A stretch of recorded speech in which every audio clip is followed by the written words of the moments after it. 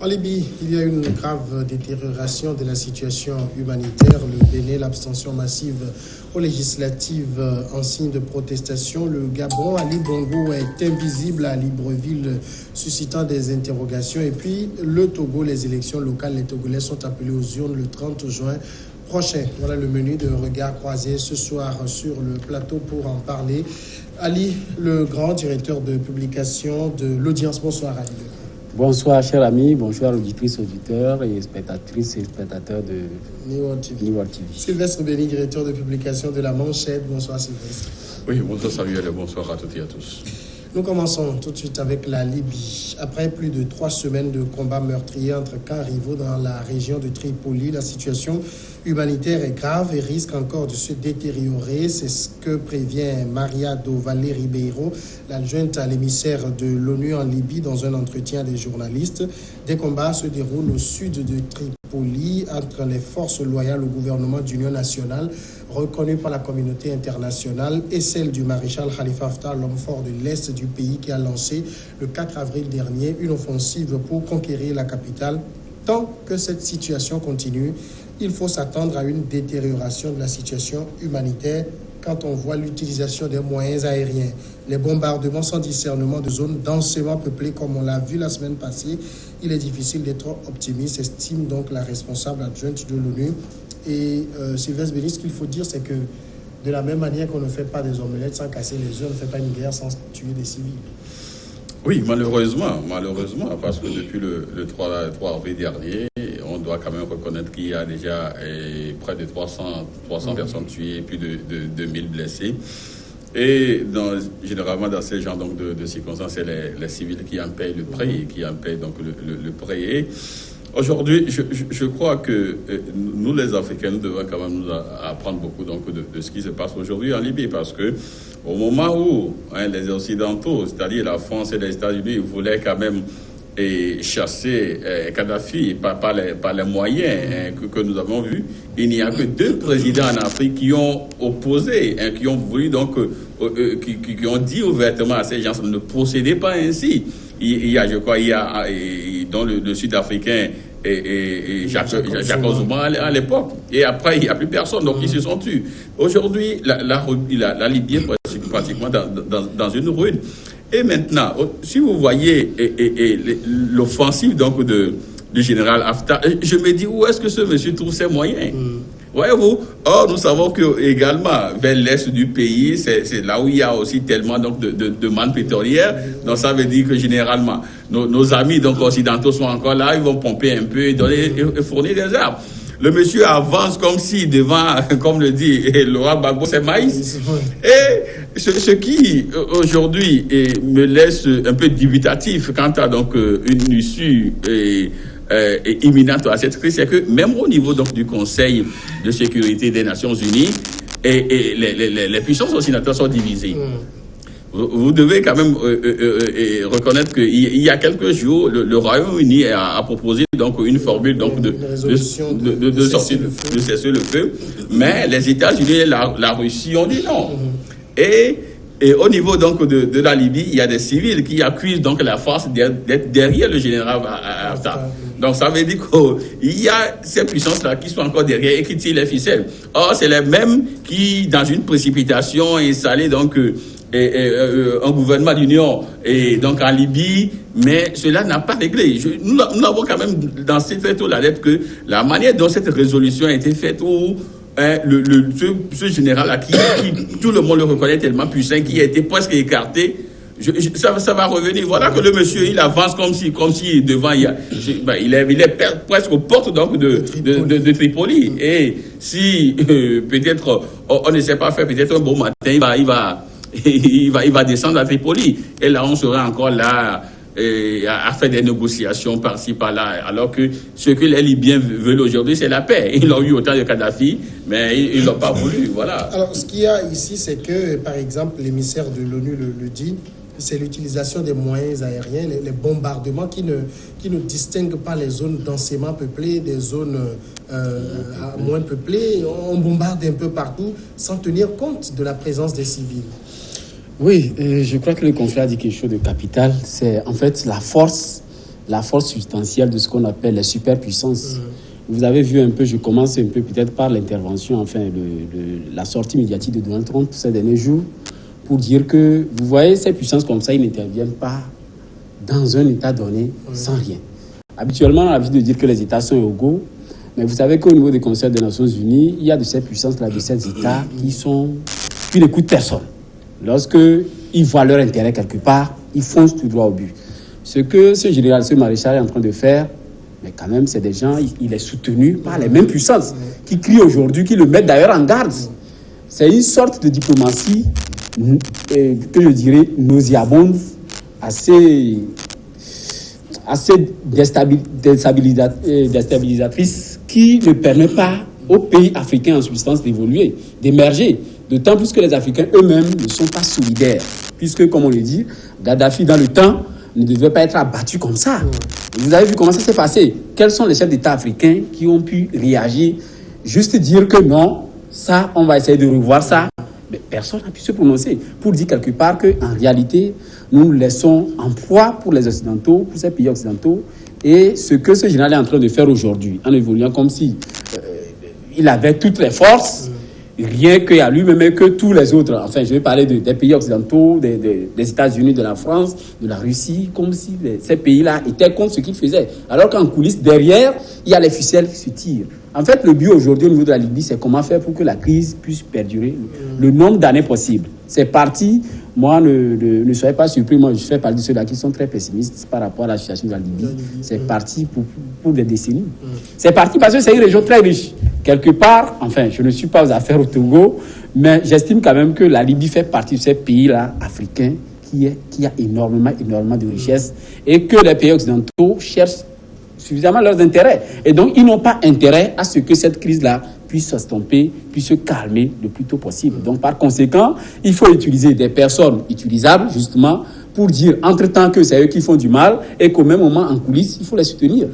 Vous ne serez pas surpris qu'un jour, que ce même maréchal soit déposé par les mêmes occidentaux et que ces mêmes personnes puissent soutenir quelqu'un d'autre en faisant des déclarations officielles comme quoi celui-là fait mal, alors qu'en coulisses, le but, c'est que plus la crise dure, plus on arrive à tirer les avantages qu'on souhaite. C'est un peu ça qui se passe. Mais au moins, la situation des civils, parce que ici, l'aide humanitaire n'a pas accès, enfin, n'arrive pas à rentrer à Tripoli, la Croix-Rouge et tout cela. Bon, on a l'impression que Tripoli est aujourd'hui devenu une zone de non-droit quasiment.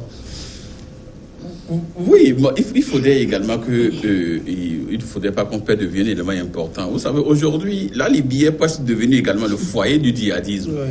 Donc, ils vont faire en sorte que la Libye soit peut-être très enclavée, parce qu'il ne faudrait pas que tu le monnaies assez facilement au pays, d'autant plus qu'il y a aussi un général qui vient. Et c'est tout cela qui joue un peu. Maintenant, ce que je crains, c'est que si ce général arrive donc à maintenir le cap, il peut y avoir comment dirais-je là, il y a des défections donc au niveau donc de l'armée loyaliste pour rallier le général Haftar. Et là, vous verrez que là, le monsieur va foncer droit sur la Libye. Mais lorsque vous écoutez, le discours donc de l'adjoint des Nations Unies, vous verrez que c'est également un discours qui est un peu ambigu.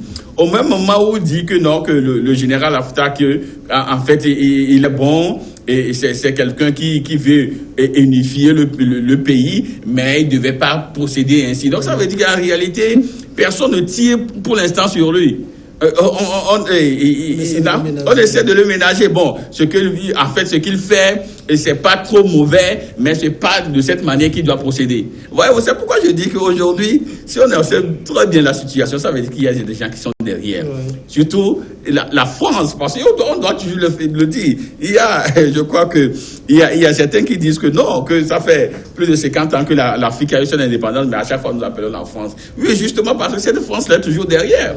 Partout, que ce soit en Algérie, que ce soit au Bénin, que ce soit au Togo, que ce soit au Mali, partout, tout le monde crie France. Ça veut dire que cette France-là est derrière tout ce qui se passe. Donc voilà. Donc... Alors maintenant, on sait que l'offensive du maréchal Khalifa Haftar, c'était sous le signe de la lutte contre le terrorisme. Ça devient quand même un argument pour lui, parce que tout ce qu'il fait, le fait de ne même pas laisser l'aide humanitaire rentrer et tout, il peut dire, je veux couper tout moyen d'approvisionnement à ces terroristes-là.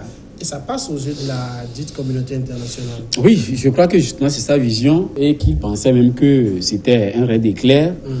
Mais malheureusement aujourd'hui, l'équilibre qui paraissait douceux entre l'Ouest et l'Est a volé en éclats depuis le 4 avril dernier. Pour dire tout simplement que, en fait, les puissances, ce monsieur, ce général, il est dans cette logique-là de prendre la Libye, de diriger la Libye. Mais au fait, il n'y aura pas d'ici peu la calmie, de sorte que les choses soient organisées autrement.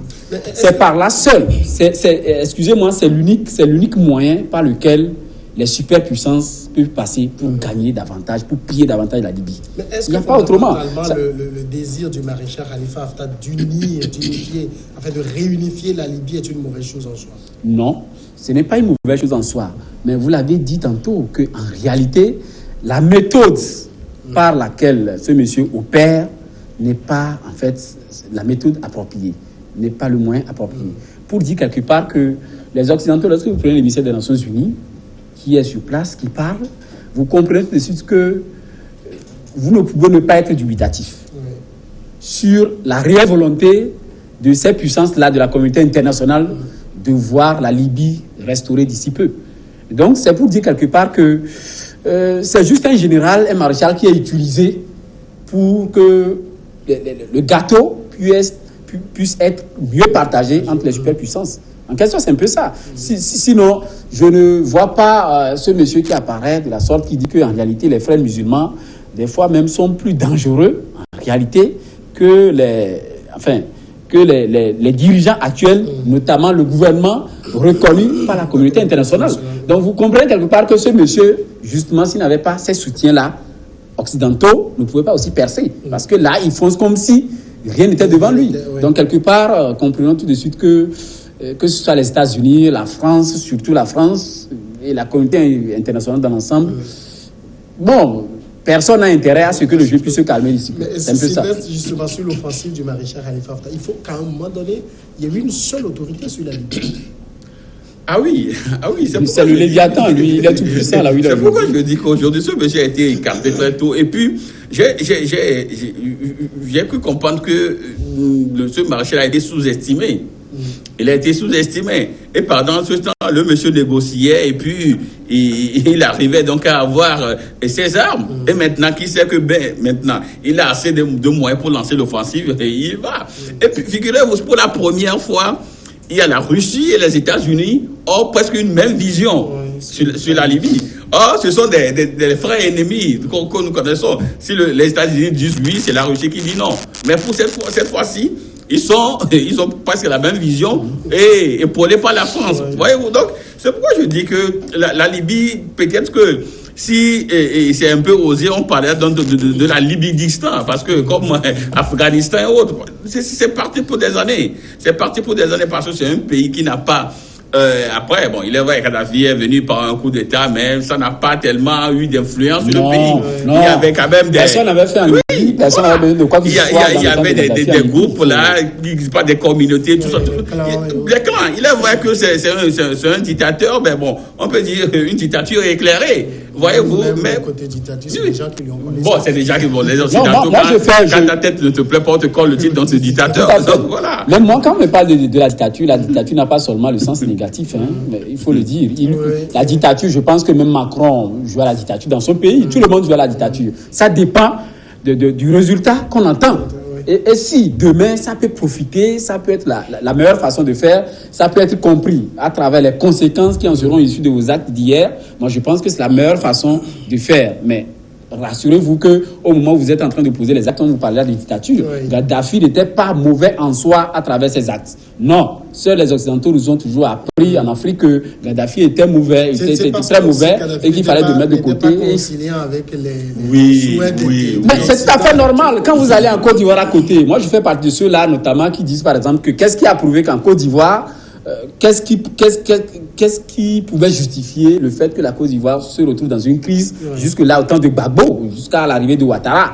Mais c'est parce que justement Gbagbo n'était pas quelqu'un de considéré avec les Occidentaux, notamment la France, qui justement est, comme on le dit, le monde entier est partagé. Là où se trouve la France, vous voyez les États-Unis derrière, ils sont loin, parce qu'ils viendront en appui quand l'intérêt de l'autre puissance est en jeu. C'est comme ça qu'ils ont su partager le monde. Donc, quelque part, que personne ne trompe l'autre.